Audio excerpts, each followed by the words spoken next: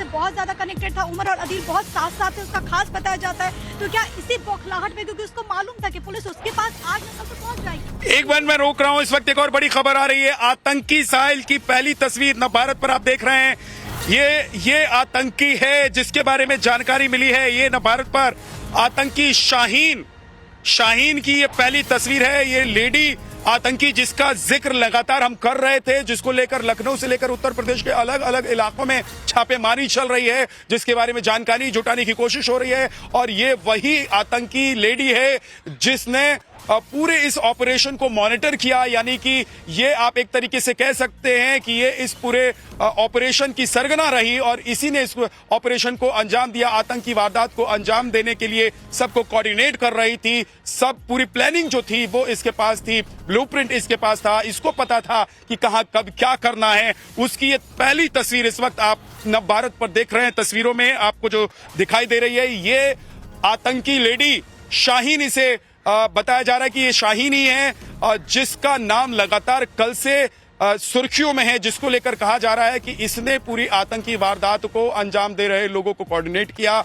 Monitor करती रही। Blueprint इसके पास था, इसको सारी जानकारी थी, इसको पता था कि कहां कब किस तरीके से धमाके करने हैं। कुल मिलाकर 12 ठिकाने इन लोगों ने चुने थे। ऐसी जानकारी आई कि 12 ठिकानों पर ये इस तरह के धमाकों को अंजाम देने वाले थे। हालांकि फरीदाबाद में जिस तरीके से RDX बरामद हुए, उसके बाद गुजरात से लेकर अन्य जगहों पर जो छापेमारी तफ्तीश चल रही थी, उससे डरकर और अफरा तफरी में इन लोगों ने ऐसे दिन को, ऐसे वक्त को चुना जब शायद इन लोगों को लग रहा था कि अब कभी भी सुरक्षा कर्मी इन तक पहुंच सकते हैं, जांच एजेंसियां जो हैं वो इन तक पहुंच सकती है। और यही वजह है कि जो शाहीन ऑपरेट कर रही थी इस पूरे ऑपरेशन को, इस वारदात को ऑपरेट कर रही थी, उसको लेकर अब ताजा नई जानकारी सामने आ रही है। कहा यह जा रहा है कि इसी ने तमाम जितने नाम अभी सामने आए सबको बताया कहां क्या करना है, मॉनिटरिंग भी करती रही है। आतंकी शाहीन की पहली तस्वीर आप देख रहे हैं भारत पर, आतंकी शाहीन की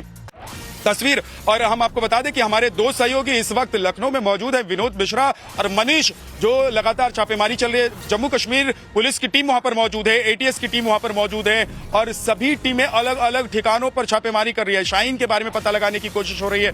विनोद हमारे साथ जुड़े हुए हैं। विनोद, क्या जानकारी मिल रही है? शाहीन के कौन कौन से ठिकानों पर टीम पहुंची हुई है, वहां से क्या क्या पता चला है, क्या सुराग हाथ लगे?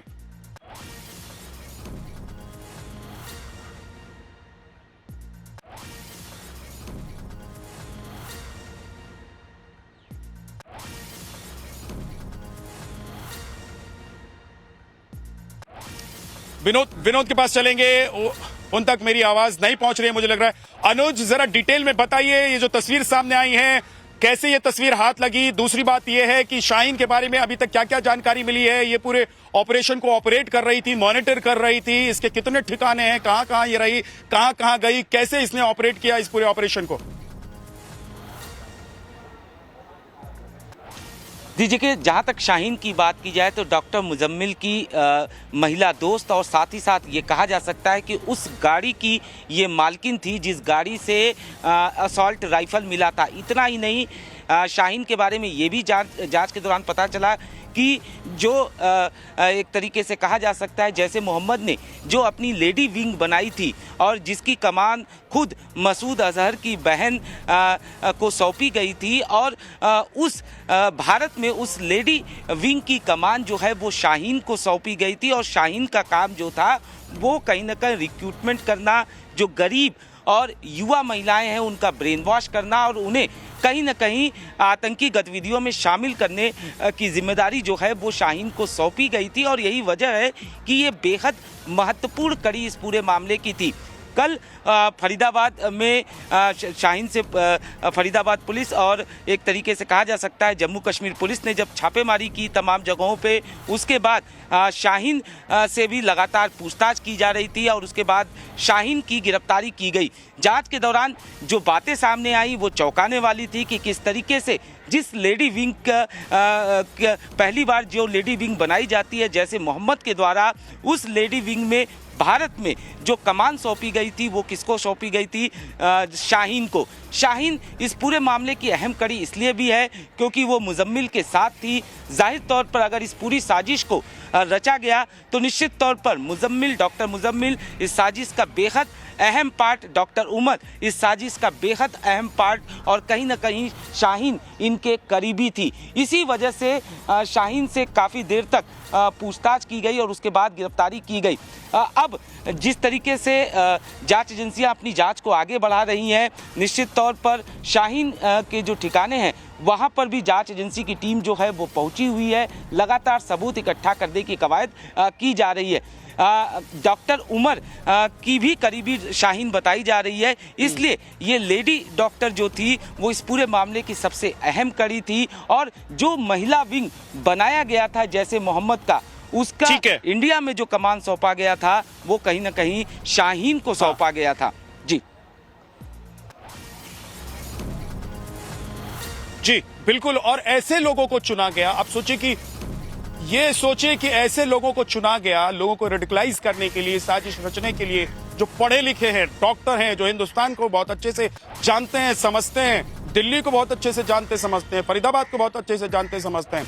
तो पूरी एक जो प्लानिंग थी वो ये थी। आप अक्सर प्रिया हम लोग देखते हैं कि इस तरह की घटना में जिन लोगों का इस्तेमाल किया जाता है, जो इस तरह की घटना को अंजाम देने के लिए पहुंचते हैं, वो अक्सर कम पढ़े लिखे हुए लोग होते हैं, जिनको रेडिकलाइज कर दिया जाता है, ब्रेन वॉश किया जाता है जिनका, और उनको आतंकी बनाकर मैदान में उतार दिया जाता है। लेकिन ये सभी डॉक्टर हैं, यानी कि डॉक्टरों की एक फौज है जो आतंकियों ने तैयार कर ली है और हमारे देश में इस तरह की घटना को अंजाम देने के लिए, साजिश रचने के लिए तैयार किया है। और ये बहुत चिंताजनक भी है क्योंकि आमतौर पर हम सब जानते हैं इस बात को कि कैसे नौजवानों को बरगलाया जाता है। जो युवा वो बेरोजगार है, जो कम पढ़े लिखे हैं, जिनमें समझ नहीं है, उनको बरगलाया जाता है, उनका ब्रेन वॉश किया जाता है। लेकिन यहाँ पर सोचिए समाज के वो लोग जो सबसे ज्यादा पढ़े लिखे हैं, जिनके पास आप उम्मीदों से जाते हैं, उन लोगों का इस्तेमाल किया जाता है। शक भी नहीं होता है ऐसे लोगों पर, शक भी नहीं होता। और शायद यही कारण है कि उन्होंने इन तमाम लोगों को चुना। अच्छा, जो शाहीन है उसके बारे में तब पता चला जब मुजम्मिल के पास जो गाड़ी मिली थी वो भी लग्जरी गाड़ी थी। उसके पास AK-47 मिलती है।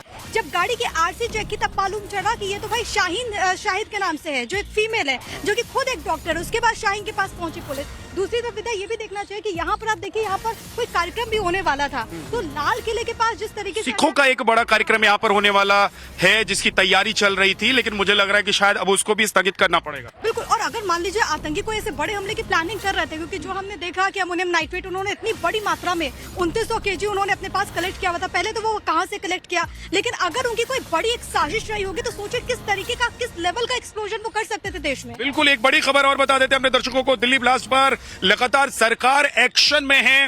दोपहर 3 बजे जो पूरा लॉबी था, जिसमें डॉक्टर उमर की बात की जाए, चाहे डॉक्टर मुजम्मिल की बात की जाए या डॉक्टर आदिल की बात की जाए, ये लोग सोशल मीडिया यानी टेलीग्राम। मैं रोक रहा हूं आपको अनुज, इस वक्त देखिए कुछ तस्वीरें सामने आ रही हैं।